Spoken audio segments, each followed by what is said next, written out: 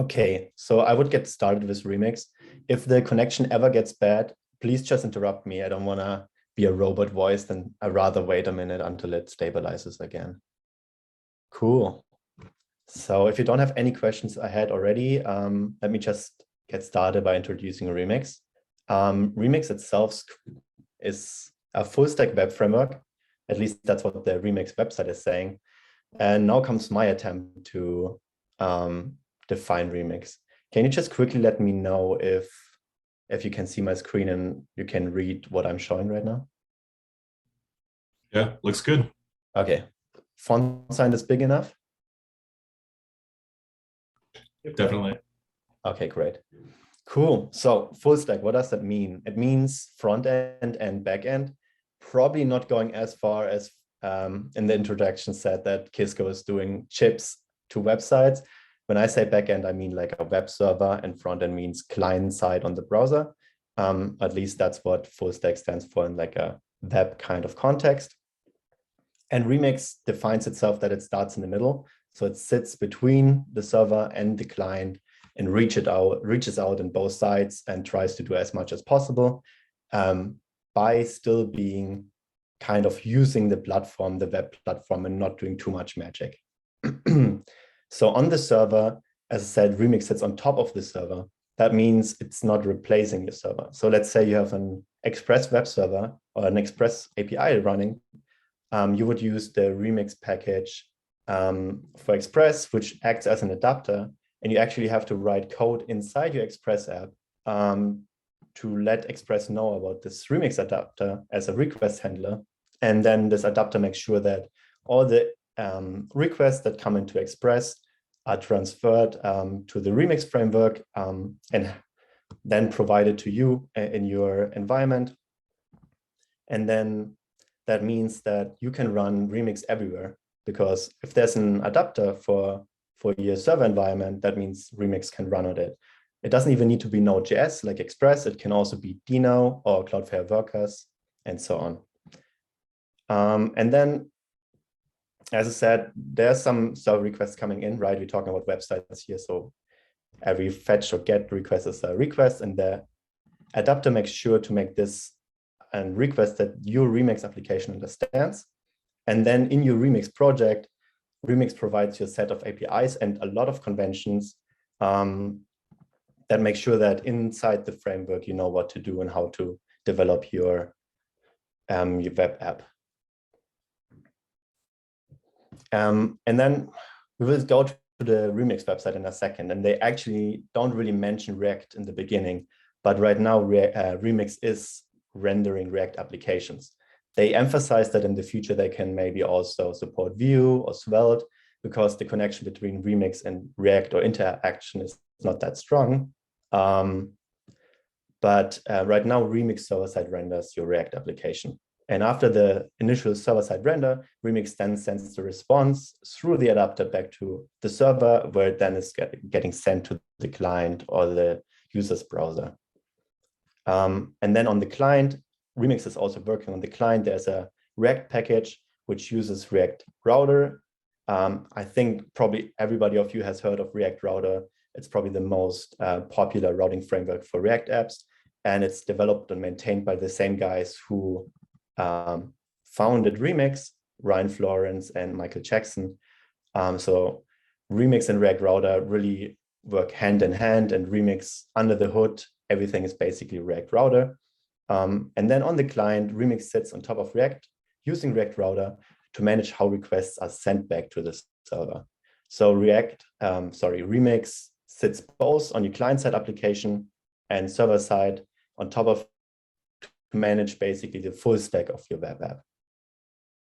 So, but that was just my attempt to explain it. There are very smart people working on Remix that can explain it way better. So let's have a look at the cool Remix website and how they define it. You should see my browser now. I hope that's true. Yep. Cool, thanks. Okay, so Remix focuses on web fundamentals, and that's something they say a lot on Twitter. You basically, when you learn Remix, you're learning web fundamentals. That is because they don't reinvent a lot of things, but rather use the platform and the things that are already there, and provide that to you through hooks in React or on the server side through conventions and functions you implement. And then the goal is obviously to make better websites. And here on the right-hand side is basically the core that is Remix. And we will just go through this example in a second. And I think this is the best example. It basically describes the fundamentals of Remix perfectly. But first, let's actually deploy a Remix app. It might be that I screw this up.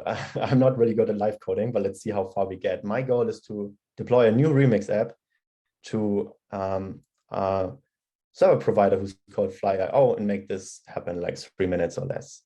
So we are in my workspace folder, and I'm just creating a new project. Remix to Fly. And then we're just gonna use npx to run the create remix script in the current folder. And this gives us an idea already of the adapters that I was talking about, because here you can select the deploy target. So where do you want to deploy? And we said Fly.io. So what happens now is we're gonna create a remix app that is using the right adapter already, so we don't have to npm install everything by ourselves, and there will be a base folder structure for us to work on. And then obviously I'm going to use TypeScript because I'm never going back to JavaScript. And we run npm install. And npm install is actually the thing that will probably take the longest in this little deploy demo. So let's see. It should be cached and shouldn't take too long. So if you haven't heard about Fly.io, check it out, definitely. It's a cool service. Their idea is basically to deploy your app on the edge. I don't exactly know if it's the same as Cloudflare Workers or what's exactly the difference, but they have a lot of locations. You can see in a second, they're everywhere. And you can basically deploy your app to one place in the world or like several, and also your databases too. To make sure your app is distributed and as close to the user as possible. So like the response times from your database communication to the server, but also from your client or users to your server are like super fast. Okay, so let's open this app in Visual Studio Code. And then let's just follow the README. And Remix gives a little introduction about Fly, how we sign in. And then they tell us just to launch it. Since I'm already signed in, I can just launch it. They ask for a name. I think we call it like Remix to Fly. This is the app name now for Fly.io. And as you can see here, that's what I was saying with the region. If you don't want to spend money, you can just select one region. And since I'm located in Sunnyvale, I'm gonna, or in the Bay Area, I'm gonna select that. But the idea of Fly is that you can deploy to several regions and then be very close to all of your users around the world. And I don't want to deploy right now because we haven't built our apps. So first, one little hack I have to do is, this is Fly.io. And here should be my new app. And what I quickly have to do is increase the memory because the base memory is too small. That was something I was struggling with before. But now I can just run npm run build, which, as you can see in the package.json, is handled by Remix. Remix is going to make sure our TypeScript is compiled to JavaScript. Remix makes sure that everything, all the adapters of the Fly.io target, everything works fine. We just run this little script. And it uses ES-build. So the build of Remix, obviously this is a Hello World app, but it won't change much, is under a second. And then we can just run npm run deploy. And now we're deploying already to the cloud. And deploying a database with this is not much more complicated. And that's really the really cool thing about Remix, is that it provides those adapters with nice little Hello World apps. And it's super fast to deploy. And you can basically check in production from minute one when you start a new project. So it feels very like productive when you work with Remix. Exactly. So this shouldn't take longer than a minute. And hopefully I didn't screw it up. Sometimes I forget one of the steps that is kind of trivial in there as well, but I think I got them all covered. We also have to make sure that we have an port in the environment in our fly.toml file that is automatically created by us, for us, but sometimes the port is missing and then it won't work. All right, let's 1 second. Hey, and we deployed. So let's check out what our browser is saying. Did I forget something? Too bad. I will come back to this in a second. Maybe it takes 1 more second to deploy. But we scaled the memory we built before deploy. I don't think there were any other steps. So this should have been working now. Maybe it works in a millisecond. We will come back, but anyways, that's how quick it can be deploying to your Remix app if you read the Remix documentation and you don't miss a step. But yeah, I might screw it up. Let's see in a second if I actually screwed it up. Cool. So I showed you the adapter, so you can deploy to a lot of different places. It's also very fast. So Remix is super fast, especially if you use modern targets like Cloudflare Workers or Fly.io. But now I want to go over the fundamentals of the framework and show you how it works. And this part we can make as long as you guys want. So please ask questions. And if you know something already, we can skip it and just make this interactive. So let's start with loaders. And for that, we go back to the Remix example that I was talking about. Please work. Hey, look, it works. It just took a second. But this is a deployed app, Remix Hello World app. And if you do the Lighthouse call real quick, you can see how freaking fast it is. And deploying took us maybe 5 minutes. And I think that's really cool. So let's do the Lighthouse real quick. Maybe we crash the 100 performance indicator. Yeah. 100 performance, 100 accessibility, 100 best practices. And then I guess there's no sitemap right now on robots.txt. That's why CO takes a hit. And you can see first contentful paint is 0.3 seconds. So that's insane. Like, why would you even need that? So obviously you can mess it up if you go from here, but Remix Foundation provides you everything you're gonna need for a modern, very edgy web app. Okay, so how does it work? I don't know if you guys have worked with PHP before, where you have scripts and they take posts, params, and then you just render your HTML inside the same file with your CSS and your client-side JavaScript if you're messy, and PHP is kind of the wrapper around it. And then you return that HTML rendered to the client. And I don't want to say Remix is the same, because it's definitely not, and it provides way more. But the base idea that you have everything in one file is kind of the same. So every route you have, so every nested route or every entity in your page you have is a file in a routes folder, where you export default of React component. And that React component will return JSX, and that's what you will see on the page. But you will not need a lot of use effects to client-side fetch data, because what you do instead is you load the data on the server. So you have other functions that you also export in the same file, namely, for instance, the action and loader function, and they all only run on the server. And they provide data that you then can access in your component. So the loader function, for instance, is specified that it will be triggered on every GET request. So if your page is getting requested by a browser, that's a GET request, and then your loader will run. And then in your loader, you can return a response or just JSON. So I think what's happening here in the example is they just return JSON, and Remix takes the JSON from there and converts it into a response. And if I say response, and that's what is meant with the fundamental, the response is not a Remix thing. The response is just a fetch API response. It's exactly this object as specified here by the web platform. And that's what the adapter builds out of whatever server request comes in. It gives you a HTTP request from the fetch API, the request. And then you have to return a response object.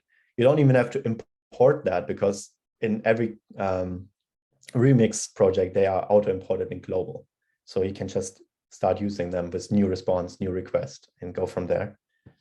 And then once you return the response, and that can have status codes in it, redirects, whatever you want to do, or just just normal JSON, you can then access that data in your component that runs server side first and then on the client too. And with the hook provided by Remix, use loader data, you can access that JSON. Here you put the projects in, and in the same file, you get them. No fetching, no use effect, no use state, nothing, just a hook call, and you have the JSON. And then you can just use it in your JSX. You can be very sure that once you return it here, it's going to be here. You don't have to do undefined checks a lot and null checks. It's just going to work.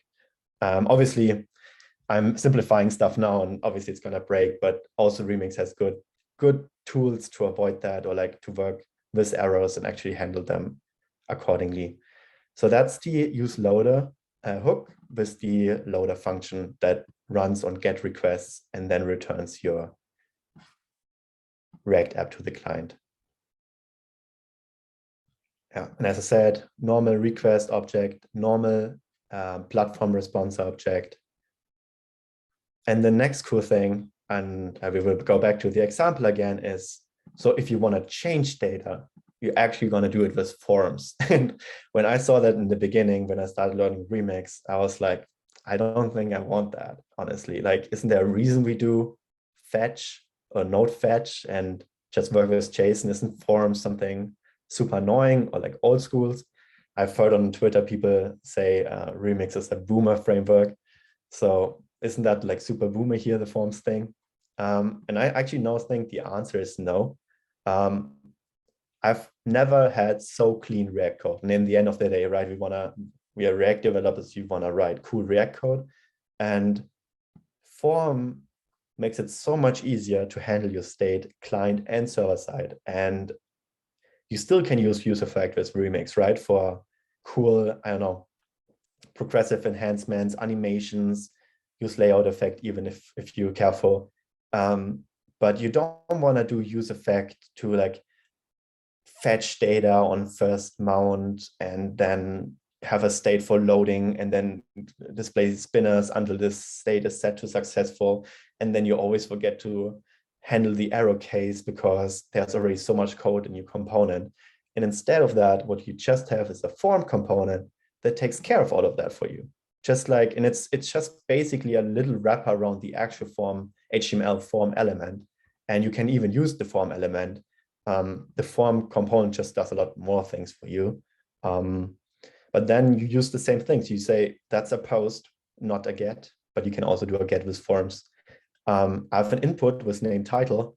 You don't need state, you don't need an on-change, use callback function, whatever.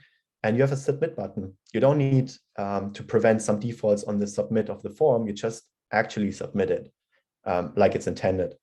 And then this is how you use forms in Remix.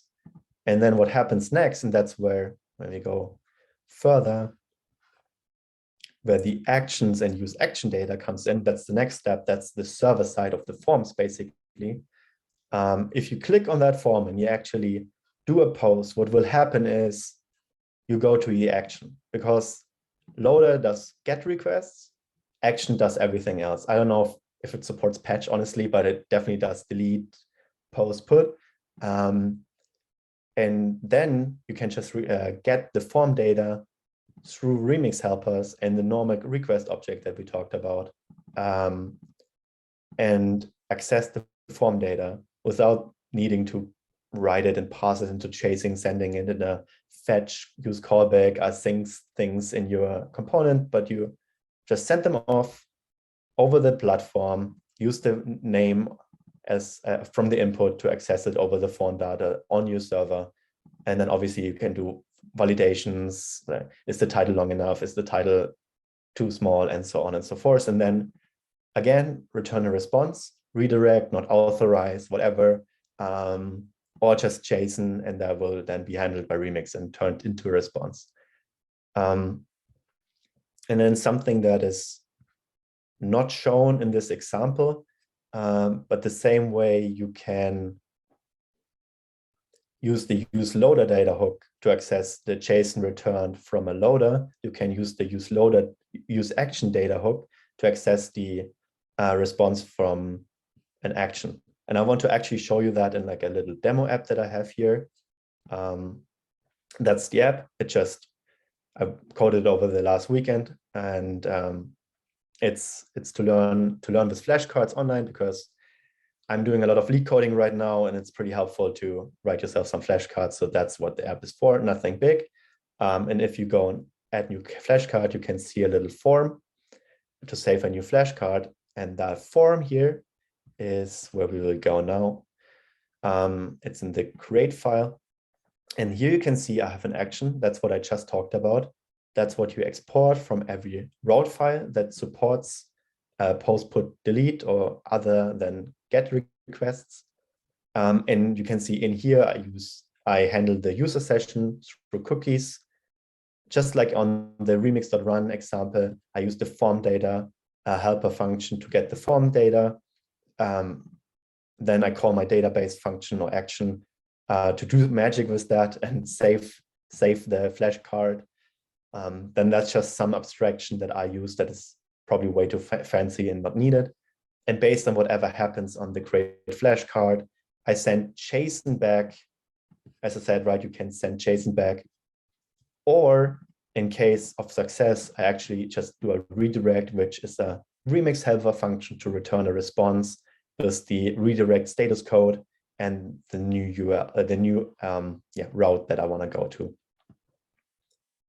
And then in your component, you can use the hook that I just referred to also from Remix, use action data to get the data that was returned from the action function. And you can check, was there an error?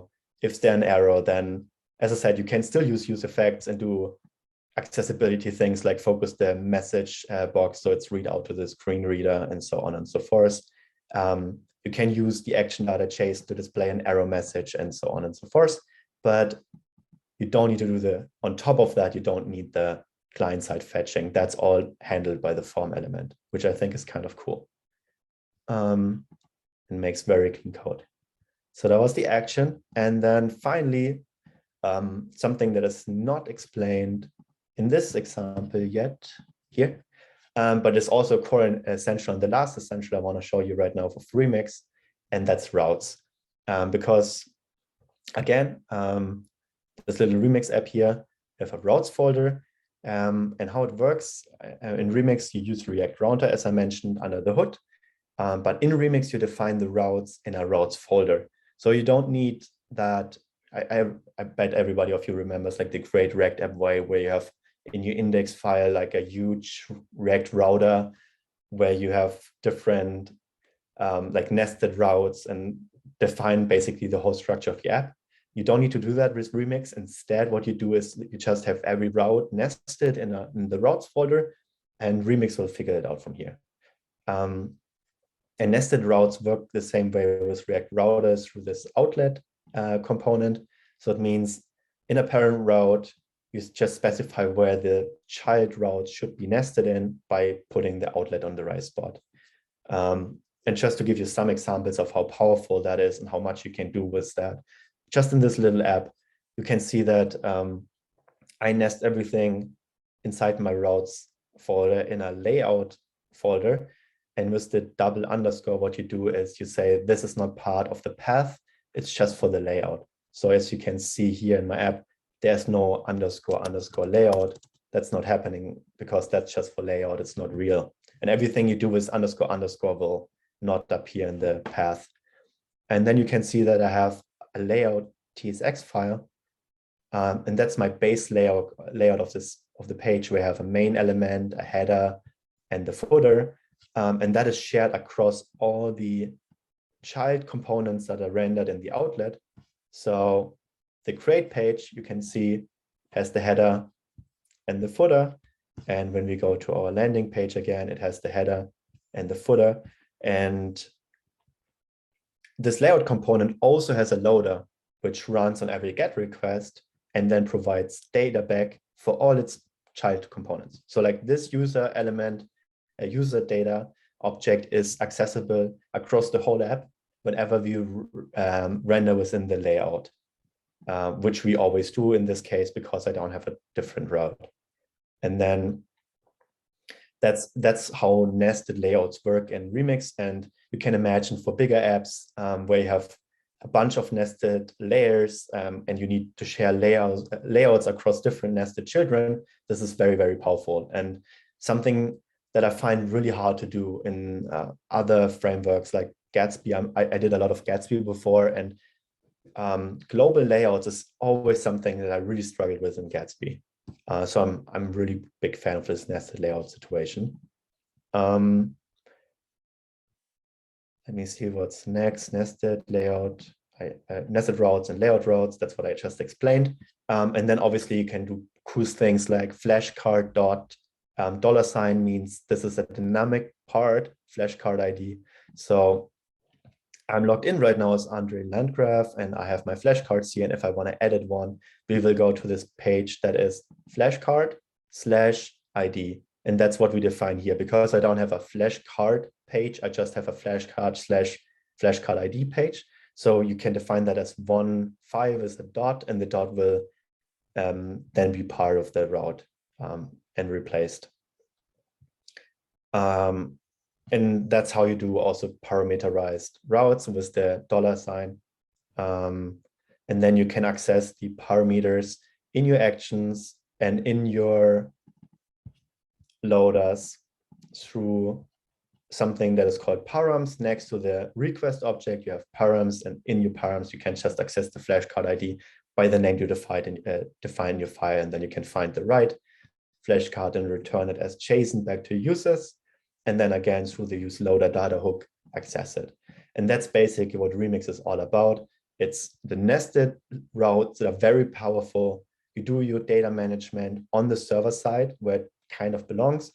So your user only sees what he has to see, no loading spinners. You have your actions, you have your loaders, you have your components, and you have a set of really helpful hooks provided by React Router and by Remix that kind of seal the deal and do the rest for you. Yeah.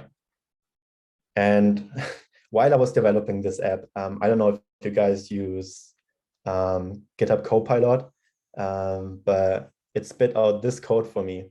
And that's exactly what I want to avoid. And that's why I use Remix, is so that you don't need state for is being deleted, is being saved, right? Because you handle everything client side. No, I want this whole thing to not be handled by Remix, just do it on the server instead. And that's kind of the motivation of why I'm so excited about Remix. Cool. Thank you so much for your time. And if you have any questions, I'm very happy to answer them now.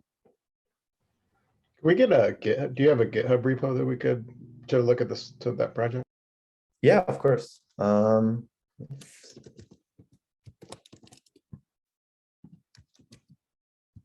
So how do I get back to Zoom now? Okay, yeah, chat. Awesome. That's Thank you. Cool. I'm really happy that the deployment worked. I was really afraid it's gonna be that I missed something. Yeah.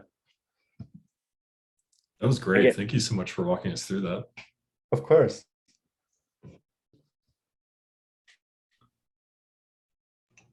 Yeah, that was really awesome. I've been to 2 presentations on Remix, and I have to say I got the most out of this. And one was Kent Dad, so.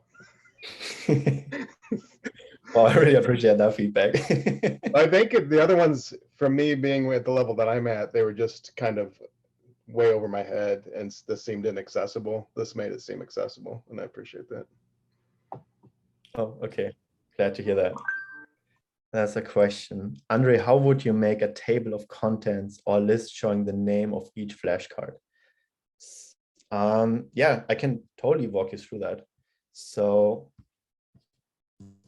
this is the app. And if I understand correctly, you say you would like to render a list of all the different flashcards. So what you need for that is a list of the flashcards. So in your code, you would go to the current route you're in. So in that case, it would probably be the landing page, so the index file. You would go to your loader because you need that data on every GET request. And then you just render all the public flashcards or your flashcards based on the current user. That's all the flashcards you have from your database or from from your file or wherever you store them, and then just return the JSON. And then in your component, you again can access them through the useLoader data hook, which accesses the JSON data that is returned by your loader. And then you have a list of all the flashcards. And then the rest is just React. You map through them and pass the list of all the flashcards name. And you can see this is typed. So this is a flashcards array because I'm using TypeScript, and this is actually a generic hood. So you can tell him what you're expecting here. And actually, it might not look like it, but this is a list. This is all the flashcards you have, and you can cycle through them. It's just not a nice list. It's a hidden list. Yeah, I hope that answers the question.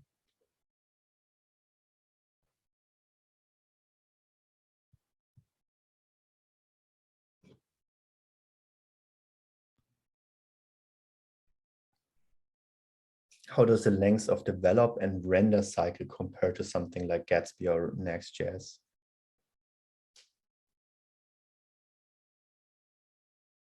Yeah, no, I totally agree. So I used Gatsby a lot for some client projects in the past, and it takes a long time to render, but that's also because Gatsby statically renders your site, right? So like on build, it has to do all the work, versus Remix, on every request, it does some work. So Remix is also using ESBuild as a build tool. Let me write that down.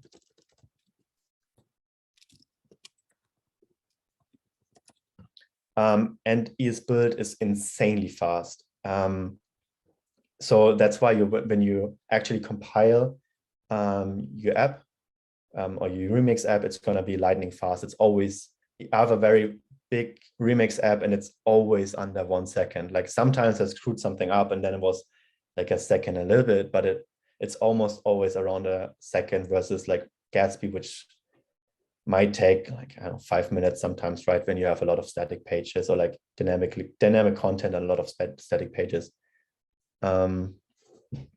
Yeah, so from that sense, Remix is super fast to develop with. But if you want to compare it to Next.js and Gatsby in general, I don't think I'm the right person to talk about that. There's so many nuances to the topic, and so many things you want to consider, and so many different projects that have different requirements. There's one blog post out there. Maybe I can find it real quick. Remix versus Next.js. Yeah, I just posted that in the chat, the one from Ryan Florence. Yeah, perfect. That's, I guess, the best resource right now that is out there and tries to be very considerate. Yeah, I don't think I could even give remotely an answer to that topic that that captures like pros and cons that way.